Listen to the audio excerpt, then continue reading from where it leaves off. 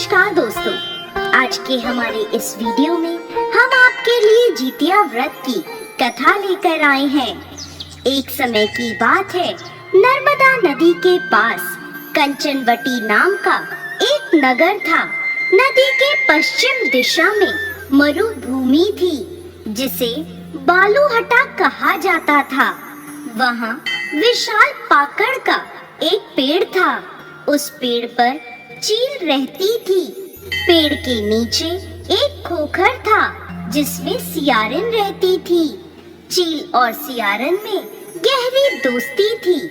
एक बार दोनों ने मिलकर कुछ स्त्रियों को जितिया व्रत करते हुए देखा। तब उन्होंने यह व्रत करने का संकल्प लिया। फिर दोनों ने भगवान ज्योतवाहन की पूजा करने के लिए निर्जला व्रत रखा। व्रत के दिन उस नगर में एक बड़े व्यापारी की मृत्यु हो गई और व्यापारी का दाह संस्कार उसी मरुस्थल पर किया गया। दिन बीतने के बाद जब रात हुई, तब वहाँ मौसम खराब हो गया। बिजली कड़कने लगी और बादल गरजने लगे। वहाँ पर बड़ा तूफान आ गया। अब सियारिन को भूख लगने लगी।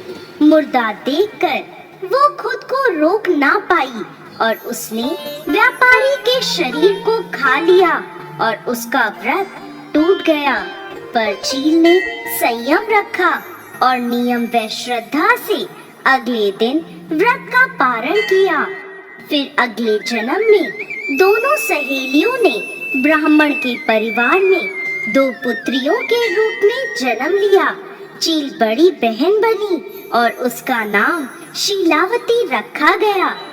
शीलावती की शादी बुद्धिसेन के साथ हुई। सियारिन छोटी बहन के रूप में जन्मी और उसका नाम कपूरावती रखा गया।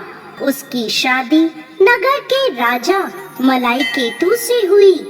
अब कपूरावती कंचनवटी नगर की रानी बन गई। भगवान ज्योतवाहन के आशीर्वाद से शीलावती के 7 पुत्र हुए, पर कपूरावती के सभी बच्चे जन्म लेते ही मर जाते थे। कुछ समय बाद शीलावती के 7 पुत्र बड़े हो गए। वह सभी राजा के दरबार में काम करने लगे।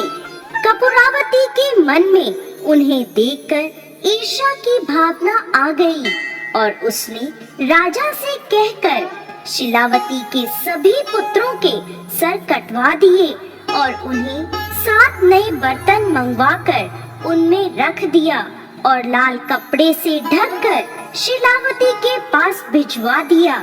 यह देखकर भगवान ज्योतवाहन ने मिट्टी से 7 भाइयों के सिर बनाए और सभी के सिर को उनके धड़ से जोड़कर उन पर अमृत छिड़क दिया, जिससे सभी में जान आ गई और शीलावती के 7 पुत्र जिंदा हो गए और अपने घर लौट आए।